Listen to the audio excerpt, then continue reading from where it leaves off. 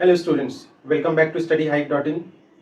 पिछले वीडियोस में हमने बहुत सारे इंपॉर्टेंट क्वेश्चंस, बहुत सारे इंपॉर्टेंट टॉपिक्स किए थे। Number system, divisibility test, cubes, cube roots, squares, square roots. और आज जो हम करने वाले हैं वो है रेशियो एंड प्रोपोर्शन। आप सब जानते होंगे रेशियो एंड प्रोपोर्शन, आपने क्लास 7 में, क्लास 8 में क्या होगा वही हम करने वाले हैं। रेशियो एंड प्रोपोर्शन को कहते हैं हम अनुपात एवं समान अनुपात। ठीक है, तो आज जो हम चैप्टर करने वाले हैं वो है ratio and proportion. Ratio and proportion.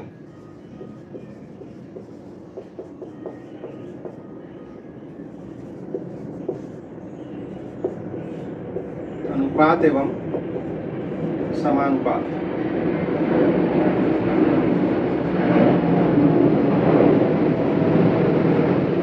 तो ये चैप्टर हम करने वाले हैं, बड़ा ही इजी चैप्टर है ये।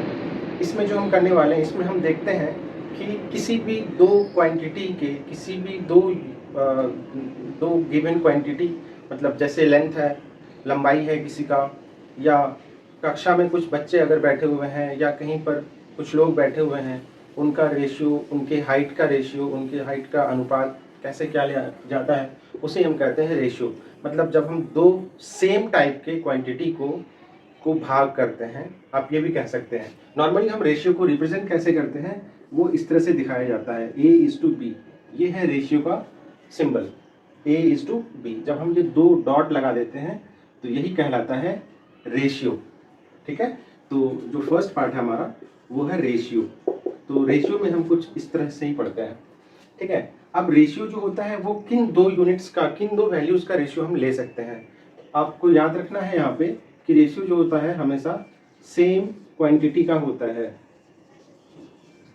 सेम क्वांटिटी कहने का मतलब ये कि अगर सपोज आप अपने क्लास के बच्चों की हाइट का रेशियो ले रहे हैं, मैं बात कर रहा हूँ हाइट की, लंबाई की, तो अब हम जानते हैं कि लेंथ का या लंबाई का जो यूनिट होता है, इकाई होता है, वो होता है मीटर। तो हाइट अगर हम मीटर में लें या सेंटीमीटर में लें या फुट में लें, किसी भी में लें, तो अगर दो यूनिट है, दो बच्चे हैं, एक है ए और एक है बी, इसका हमने लिया हाइट, तो इसका भी हमें हाइट ही लेना पड़ेगा।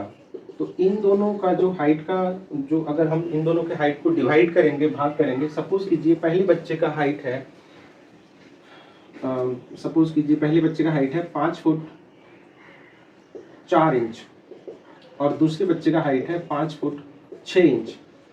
तो इन दोनों का जो हाइट होगा ना, इन दोनों को जो अगर हम डिवाइड करेंगे तो ये होगा। अगर आप में से किसी को कंफ्यूजन हो, आप कहेंगे कि नहीं, एक का हाइट ले लें और दूसरे का वेट ले लें। अगर एक का हाइट ले लें, एक बच्चे का हाइट ले लें और दूसरे बच्चे का वेट ले लें, तो क्या ये रेशियो कहलाएगा? तो ये रेशियो जो है ये नहीं कहलाएगा, ये गलत हो जाएगा, क्योंकि हाइट जो है वो मीटर में आएगा और वेट जो है वो यहाँ पे केजी में आएगा, केजी में आएगा। तो मीटर और केजी ये दोनों सेम यूनिट नहीं है, इसीलिए हम इन दोनों का रेशियो कभी नहीं ले सकते हैं।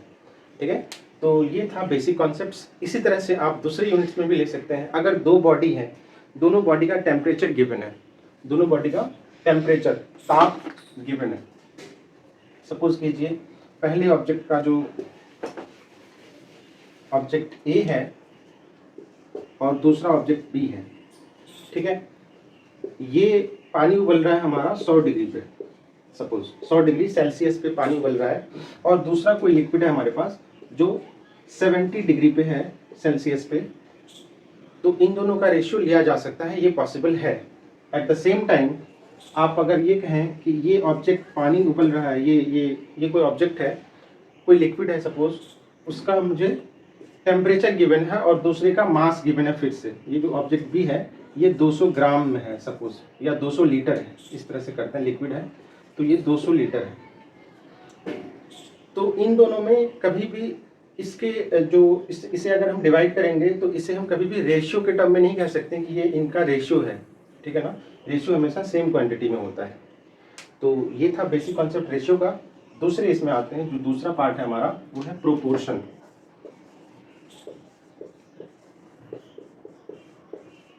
प्रोपोर्शन में क्या करते हैं स्टूडेंट्स?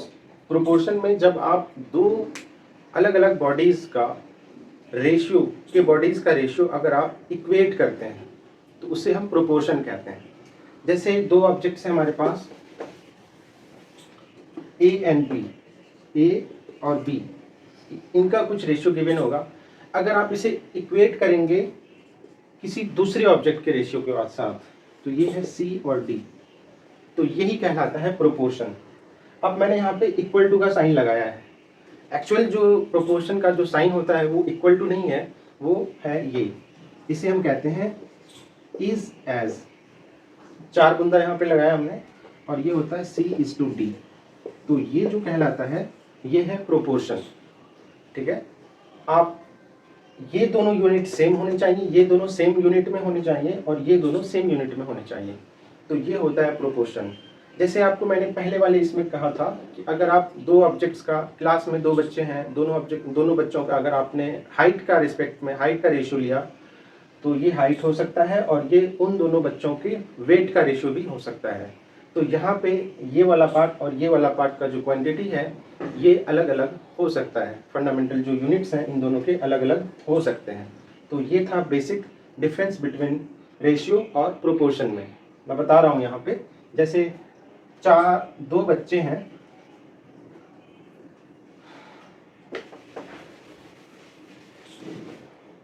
जैसे 2 बच्चे हैं हमारे पास x और y, एक का नाम है राहुल और दूसरा का नाम है राजीव।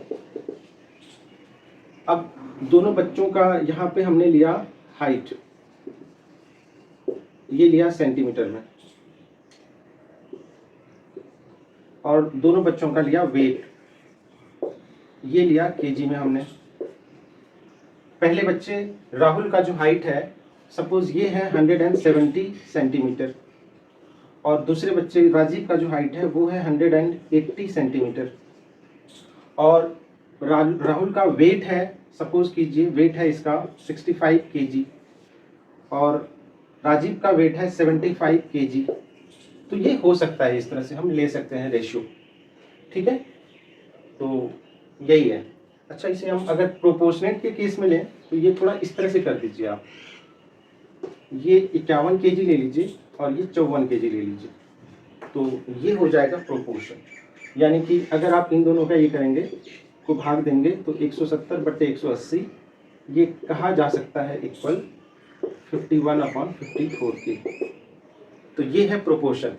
और इससे पहले जो था, अगर आप सिर्फ इतना सा पार्ट देखें तो ये था रेशियो राहुल और राजीव के हाइट का, और ये अपने आप में है रेशियो राहुल और राजीव के वेट का।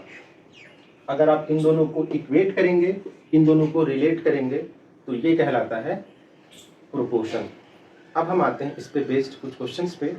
इस चैप्टर में जो रेशियो एंड प्रोपोर्शन है, इसमें बहुत सारे क्वेश्चंस आते हैं, वैरायटी ऑफ क्वेश्चंस आते हैं, जो कि आप डेली आपको प्रैक्टिस करना पड़ेगा इस पे। मैं कुछ क्वेश्चंस यहाँ पे करवाने वाला हूँ, वो आप ध्यान से देखिए क्या क्या है।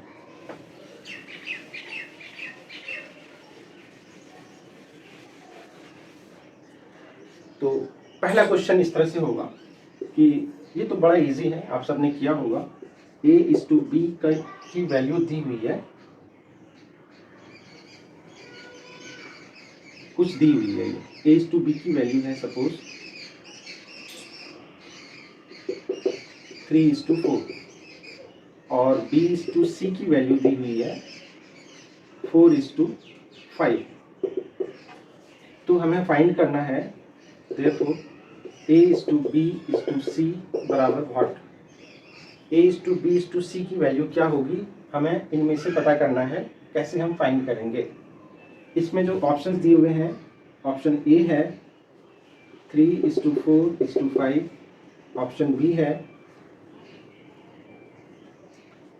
9:10:15, ऑप्शन सी है 2:3:4, ऑप्शन डी है 2:3:5। तो ये हैं 4 ऑप्शंस, और ये क्वेश्चन प्रीवियस ईयर में पूछा हुआ है सीटेट के एग्ज़ाम में। तो इसे हम कैसे करते हैं? तो सबसे पहले हम देखते हैं, हमारे पास है a/b का रेशियो, तो ये है 3:4। ठीक है, इसके नीचे में हमने इस तरह से नोट कर लिया। तीसरा c है, आप देखेंगे अगर तो यहाँ पे भी b है और यहाँ पे भी b है, तो b एक कॉमन है हमारे पास, यानी कि बेसिकली जो यहाँ पे हमारे पास जो टोटल यूनिट्स हैं वो सिर्फ 3 है, a, b और c, ये 3 डिफरेंट यूनिट्स हैं। तो यहाँ पे हम करेंगे c। अब b/c का रेशियो 4:5 है, यहाँ पे 4:5 है। अगर आपसे पूछा जाए a/b/c का रेशियो क्या होगा, तो आप यहाँ पे चेक करेंगे तो b दोनों जगह 4 है, तो इसे हम एज इट इज नोट कर लेंगे। यहाँ पे ये 4 ही होगा, a के नीचे 3 होगा और c के नीचे 5 होगा, यानी कि a/b/c जो है वो 3:4:5 है। तो बड़ा ही इजी था ये क्वेश्चन, ये हमने इस तरह से किया है। आपका जो ये जो एग्ज़ाम होने वाला है, इसमें जो आपके क्वेश्चन का जो लेवल होगा वो बहुत ज़्यादा टफ नहीं आने वाला है स्टूडेंट्स। आपके क्वेश्चन जो होंगे वो सारे के सारे SCERT या NCERT बेस्ड क्वेश्चन होंगे। अगर आप प्रैक्टिस करना चाहते हैं तो वहाँ पे जो बुक्स हैं NCERT या SCERT के जो बुक्स हैं, उसमें जो MCQs दिए हुए हैं आप वहाँ से प्रैक्टिस कर सकते हैं। और वहाँ के कुछ सब्जेक्टिव क्वेश्चंस भी हैं जो कि आप इजीली ट्रिक से कर सकते हैं, तो वो भी क्वेश्चंस आप इजीली वहाँ से बहुत अच्छे से प्रैक्टिस कर सकते हैं। बहुत अच्छे से अवेलेबल है ये हर जगह, ऑल ओवर बिहार में कहीं से भी आप ये बुक्स ले सकते हैं। तो आप में से कुछ स्टूडेंट्स का ये क्वेरी था कि सर बुक्स कहाँ से लें, कौन से बुक से करें, कैसे करें। तो ज़्यादा पैनिक होने की ज़रूरत नहीं है, एग्ज़ाम आपका बड़ा ही ईजी होने वाला है। मैथ्स में जो क्वेश्चंस आने वाले हैं वो आपके NCERT से आने वाले हैं और SCERT बुक से आने वाले हैं, और कुछ थोड़े से एडवांस लेवल क्वेश्चन आएंगे। तो वो क्वेश्चन जब आप ये जो बेसिक कॉन्सेप्ट्स हैं, ये जो मैंने करवाया है और इससे पहले जो वीडियोज़ में मैंने करवाया था, वहाँ से जाकर आप देख सकते हैं और उस पर ही बेस सारे क्वेश्चंस होंगे। तो चलिए अब हम नेक्स्ट क्वेश्चन करते हैं। तो होप ये समझ में आ गया होगा। अगला क्वेश्चन है हमारा फिर से, अब ये देखिए a/b है, इसकी वैल्यू दी हुई है 3:4। ये a का वैल्यू दिया, a/b का वैल्यू दिया हुआ है। अब दूसरा है b/c का जो वैल्यू दिया हुआ है ये है 5:6। फिर से हमें यहाँ पे फाइंड करना है a/b/c क्या होगा। पिछले क्वेश्चन में b की वैल्यू सेम थी, दोनों जगह 4 था। अब यहाँ पे b की वैल्यू डिफरेंट है, यहाँ पे 4 है और यहाँ पे 5 है। तो इसमें हम वैल्यूज़ कैसे फाइंड करेंगे। तो इसमें जो ऑप्शंस हैं, जो करेक्ट ऑप्शंस, जो 4 ऑप्शंस हैं आपके, वो कुछ इस प्रकार हैं। पहला ऑप्शन है 3:5:6, दूसरा ऑप्शन है 3:4:6, तीसरा ऑप्शन है 5:4:6, चौथा ऑप्शन है 15:20:24। तो देखते हैं ये कैसे करते हैं। सबसे पहले हम देखेंगे a/b जो दिया हुआ है वो हम नोट करेंगे। यहाँ पे ये है 3 और ये है 4, b/c है 5 और 6, तो 5 और 6 ये हमने नोट किया यहाँ पे। अब हम कर देंगे यहाँ पे एक लाइन ड्रॉ करेंगे। अब हमें इन जो ब्लैंक, जो खाली स्थान है, उनको हम भर सकते हैं। इससे अगर हम भरेंगे तो यहाँ पे वैल्यूज़ क्या लाएंगे, ये है सोचने वाली बात। तो आप चाहें तो यहाँ पे एक्चुअली ये इसके बगल वाला जो वैल्यू है ना वो हम पुट करते हैं। तो ये 4 है, यहाँ पर भी 4 ले आते हैं। ये 5 है, इसके बगल में यहाँ पे हम 5 ले आते हैं, बस और कुछ नहीं करना है। अब आप इन सारे वैल्यूज़ को आपस में गुना कर दें। इन सारे वैल्यूज़ को क्या करना है, आपस में मल्टीप्लाई करना है, ठीक है। इन्हें, इनको और इनको।